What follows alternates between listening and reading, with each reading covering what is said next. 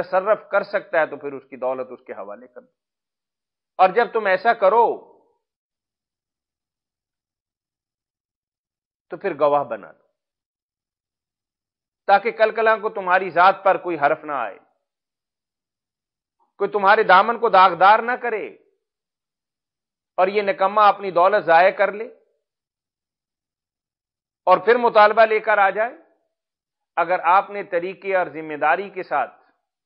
اور چند لوگوں کی موجودگی کے اندر یہ رقم ادا کی ہوگی تو کبھی آپ پر کڑا وقت نہیں آئے گا، آپ کے دامن پر داغ نہیں پڑے گا اور آپ کو عدالتوں کے چکر نہیں لگانے پڑیں گے، پنچایت کے اندر آپ کو وضاحتی بیان نہیں جاری کرنے پڑیں گے. اور اللہ وحدہ لا شریک کہتے ہیں کہ بھئی دیکھو تمہارے تمام تر معاملات کو ہم دیکھ رہے ہیں، اس کو طریقے سے، سلیقے سے، ذمہ داری سے اور جو اللہ نے احکامات دیے ہیں اس کے مطابق تم نے اسے خرچ کرنا، ان ذمہ داریوں کو ادا کرنا ہے.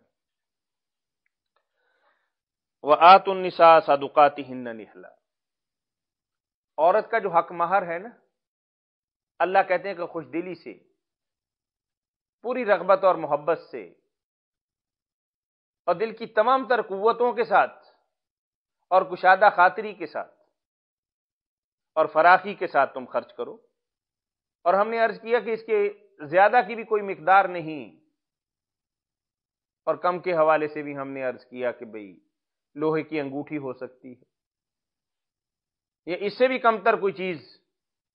اگر بندے کے پاس کوئی صلاحیت ہے کہ اللہ نے قرآن کریم کا علم دیا ہے تو اپنی بیوی کو کچھ سکھا سکتا ہے، یعنی اپنی سکل میں سے کچھ خرچ کر کے، کیونکہ اس کے پاس ہے کچھ نہیں.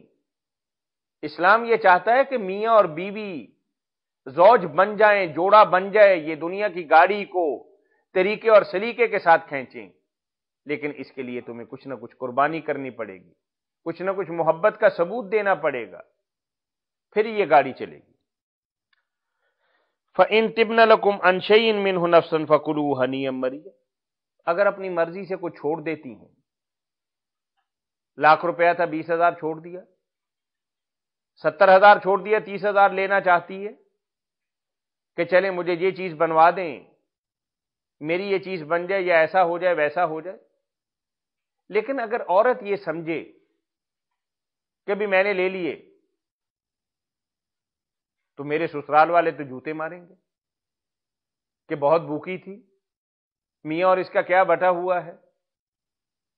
یہ میرے والدین مجھے برا بلا کہیں گے کہ بیٹا آپ نے کیوں لے لیا، ساری زندگی وہیں رہنا ہے، وہی تیرا گھر بار ہے. یعنی اللہ وحدہ لا شریک فرماتے کہ تبنا، یعنی پوری جمع تفریق کے بعد پوری خوش دلی کے ساتھ، نہ معاشرے کا دباؤ ہو، نہ سسرال کا روب ہو، نہ آنے والے دنوں کے اندر میاں کی طرف سے کسی بدمزگی کا کوئی اندیشہ ہو، اور اپنی مرضی سے وہ عورت یہ سمجھے کہ کوئی بات نہیں،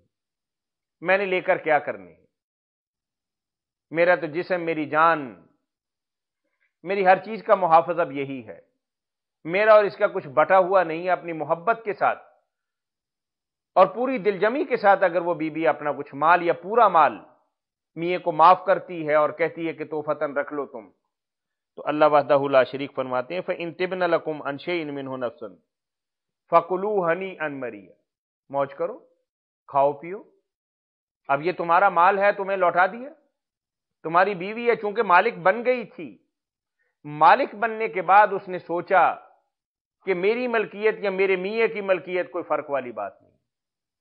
میں اپنی ساری دولت اپنے میاں پر نچھاور کرنے کے لیے تیار ہوں کہ لے لوں. اب اللہ کہتے ہیں کہ اگر پوری خوش دلی کے ساتھ، پوری دل جمی کے ساتھ اور اپنی مکمل رضامندی کے ساتھ اگر عورت اپنا سرمایہ اپنے میاں کو دیتی ہے، فَكُلُوهُ هَنِيًّا مَرِيًّا، پھر ہمیں کیا،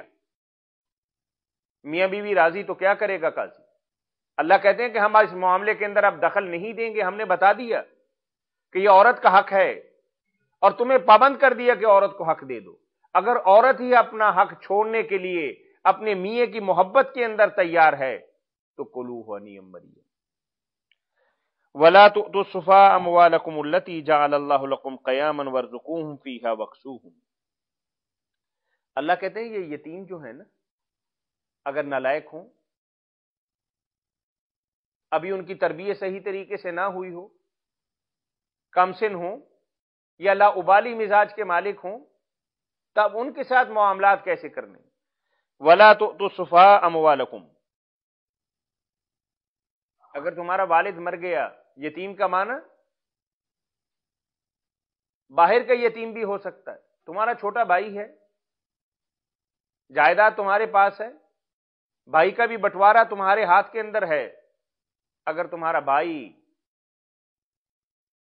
یا کوئی اور یتیم تم دیکھتے ہو کہ یہ ذمہ داری صحیح طریقے سے ادا نہیں کر سکتا،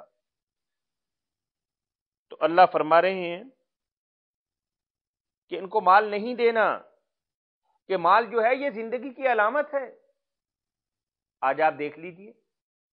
کہ معاشرے کے اندر عزت کس کی ہے، معاشرے کے اندر وقار کس کا ہے، معاشرے کے اندر کس کی بات سنی جاتی ہے؟ جس کے پاس چند ٹکے ہوں، کنگلا کتنا ہی عقل مند کیوں نہ ہو، اس کی بات کو بکواس سمجھا جاتا ہے، اور مالدار کسی طرح کی بھی بات کرے تو اس کے سامنے زبان کھولتے وقت آدمی تھوڑا ہچکچاتا ہے کہ کل کلاں کو مجھے ضرورت پیش آ جائے گی، اگر ناراض ہو گیا تو کچھ نہیں ملے گا۔ تو اللہ کہتے کہ یہ زندگی کی بقا کی، اور پھر ظاہر ہے کہ ہر چیز خرید کے لائی جاتی، کھانے پینے کا سامان ہو، پہننے کا ہو، رہنے سہنے کا ہو،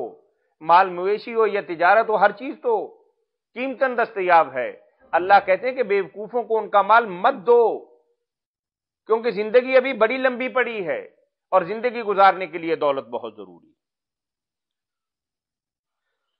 لیکن اللہ کہتے ہیں وَارْزُقُوهُمْ فِيهَا، ہاں ان کی جائز ضرورات کے لیے، پہننے کے لیے، کھانے کے لیے، پینے کے لیے، سفر کے لیے، تعلیم کے لیے پیسہ دو، ان کی ضرورت پوری کرو، وَاكْسُوهُمْ، ان کو کھلاؤ بھی اور پہناؤ بھی، وَقُولُوا لَهُمْ قَوْلًا مَعْرُوفًا، اور گاہے بگاہے ان کو تلقین کرتے رہو، مال و دولت کے بارے میں ان کو بتاتے رہو، ان کو یہ بتاؤ کہ یہ روپیہ جو آج تمہارے ہاتھ کے اندر ہے، یہ کتنی مشکل کے ساتھ، کتنی محنت کے ساتھ اور کتنی جد و جہد کے بعد کمایا جاتا ہے، اور کس طرح کے پاپڑ بیلے جاتے ہیں اپنے روپے کو محفوظ رکھنے کے لیے اور روپے کو بڑھانے کے لیے۔ وَابْتَلُوا الْيَتَامَىٰ، اللہ کہتے کہ ان کو آزمایا کرو، پرکھا کرو، دیکھا کرو، ان کا ٹیسٹ لیتے رہا کرو، حَتَّىٰ إِذَا بَلَغُوا النِّكَاحَ، جب یہ بالغ ہو جائیں، یعنی بڑی عمر کو ہو جائیں، یعنی نکاح کی عمر کو پہنچ جائیں۔ بعض اوقات ہم 16-17 سال کے بچے کی شادی کر دیتے، لیکن مالی معاملات کا احساس اور شعور ابھی تک انہیں نہیں آیا ہوتا۔ نکاح سے مراد یہ ہے کہ انتہائی شعور تک، عقل کی بلندیوں تک، کھرے اور کھوٹے میں تمیز کی حد تک ان کے اندر صلاحیت پیدا ہو جائے۔ فَإِنْ آنَسْتُم مِّنْهُمْ رُشْدًا، اگر تم دیکھو کہ یہ اب ٹھیک ہو گئے، بھلائی کی ان سے امید ہے، نفع نقصان کو سمجھ سکتے ہیں، کھرا اور کھوٹا پہچان سکتے ہیں، اور اپنے اور بیگانے کا بھی ان کو پتہ چل گیا ہے، فَادْفَعُوا إِلَيْهِمْ أَمْوَالَهُمْ، تو سپرد کر دو ان کی دولت، ان کا سرمایہ اور ان کا مال اور ان کا حق انہیں ادا کر دو۔ وَلَا تَأْكُلُوهَا إِسْرَافًا وَبِدَارًا أَن يَكْبَرُوا، چھوٹے ہیں نا تو تم جلدی جلدی ان کا مال ہضم نہ کرتے جاؤ کہ بڑے ہو جائیں گے تو مال لے لیں گے۔ بے ایمانی اور ٹھگی اور بے ایمانی اور بددیانتی اور چستی اور پھرتی کا مظاہرہ ہرگز نہیں کرنا۔ ہاں اگر تمہیں ضرورت ہے تھوڑی بہت تو اللہ کی طرف سے بھی تمہیں اجازت ہے، وَمَنْ كَانَ غَنِيًّا فَلْيَسْتَعْفِفْ، اللہ کہتے ہیں کہ اگر تم خود سرمایہ دار ہو، 4 پیسے تمہارے پاس ہیں، تو اپنے چھوٹے بھائی کا یہ یتیم کے مال کی طرف تم کیوں دیکھو گے؟ فَلْيَسْتَعْفِفْ، عفت دامنی کا ثبوت دو،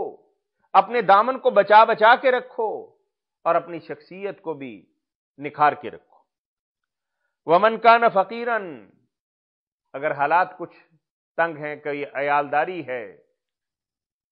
کاروبار اتنا اچھا نہیں ہے، فَلْيَأْكُلْ بِالْمَعْرُوفِ، تھوڑا بہت تو اللہ کہتے ہیں کہ ہم تمہیں حق دیتے ہیں کیونکہ ظاہر ہے کہ اس کا سرمایہ اس کو بچانے کے لیے، فرض کریں کہ اس کی 20 بکریاں ہیں، ایک آدمی اس کی نگرانی پر رکھتے ہو تو تمہیں بھی نگرانی کرنی پڑے گی، ان کے چارے کا خیال کرنا پڑے گا، اور ان کے سائے کا اور ان کے آرام کا اور دھوپ اور چھاؤں میں جانوروں سے بچانے کے لیے، بیماری سے بچانے کے لیے، چوری چکاری سے بچانے کے لیے، اور ان کی صحیح پرورش کے حوالے سے تمہیں بے شمار ذمہ داریاں ادا کرنی پڑیں گی، تمہیں خود سے جانا پڑے گا۔ تو اس کے بدل کے اندر اللہ وحدہ لا شریک کہتے ہیں کہ یہ ذمہ داری تھوڑی نہیں ہے کسی کے مال کو بچانا، اور پھر کچھ اس طریقے سے بچانا کہ مال بچ بھی جائے اور بڑھتا بھی چلا جائے، اور اس بڑھانے کے اندر کبھی تحصیلدار کے پاس، کبھی نمبردار کے پاس، اور کبھی کسی اور کے پاس، کبھی مارکیٹ کے اندر، کبھی منڈی کے اندر، کبھی بازار کے اندر، اور کبھی کسی اور جگہ تمہیں جانا اور آنا پڑتا ہے، تمہیں اپنا وقت دینا پڑتا ہے۔ تو اللہ کہتے ہیں کہ فَلْيَأْكُلْ بِالْمَعْرُوفِ، اس کی خدمت کے بدل کے اندر جو سروسز تم دے رہے ہو اس کے بدل کے اندر بھی ہے، اور اگر تمہارے حالات اپنے ذاتی طور پر بہت اچھے نہیں ہوئے تو پھر بھی اللہ فرما رہے کہ فَلْيَأْكُلْ بِالْمَعْرُوفِ، جو ایک مناسب طریقہ ہے، اور وہ تم خود سمجھتے ہو، اس کے مطابق تم تھوڑا بہت مال رکھ سکتے ہو اور اس میں سے خرچ کر سکتے ہو، اور یہ اللہ کی طرف سے تمہیں اجازت ہے۔ وَإِذَا دَفَعْتُمْ إِلَيْهِمْ أَمْوَالَهُمْ فَأَشْهِدُوا عَلَيْهِمْ، اللہ کہتے ہیں کہ اس کے مال کا وقت آ گیا، تم نے آزما لیا، پرکھ لیا، دیکھ لیا، اب تمہیں اس بات کا احساس ہو گیا کہ یہ بچہ اب بچہ نہیں، یہ نوجوان اب جوان ہو گیا، اب یہ بڑا ہو گیا، اپنی مالی ذمہ داریاں الحمدللہ بہتر طریقے سے ادا کر سکتا ہے، اور تم چاہتے ہو کہ اس کا حق جو اس کا بنتا ہے اس کو ادا کر دو، تو چوری چھپے ادا نہ کرنا، کل پریشانیوں کے شکار ہو گئے، کوئی اور دقت بھی ہو سکتی ہے، تم پورا حق دے دو، بعد کے اندر یہ اپنے مال کو اجاڑ لے اور کہے کہ جی چچا نے ادھورا دیا ہے، بھائی نے پورا نہیں دیا، یہ اللہ فلاں مہربان جو ہماری جائیداد سنبھالے ہوئے تھا اس نے ڈنڈی مار دی۔ تو اللہ کہتے ہیں کہ آنے والے وقت کے اندر بدنامی سے بچنے کے لیے، دامن کو داغدار ہونے سے بچانے کے لیے، اور معاشرے کے اندر اپنی عزت نفس کو بحال رکھنے کے لیے ان کا مال ادا کرتے وقت فاشہدوا علیہم، گواہیاں بنا، 4 آدمیوں کی موجودگی کے اندر، آپ کے بھی جاننے والے، اس کے بھی جاننے والے، آپ کی برادری کے، آپ کے قبیلے کے، آپ کے علاقے کے، یا اگر عدالتی طریقے سے ہو رہا ہے تو اس کے نام ٹرانسفر کروا دیں،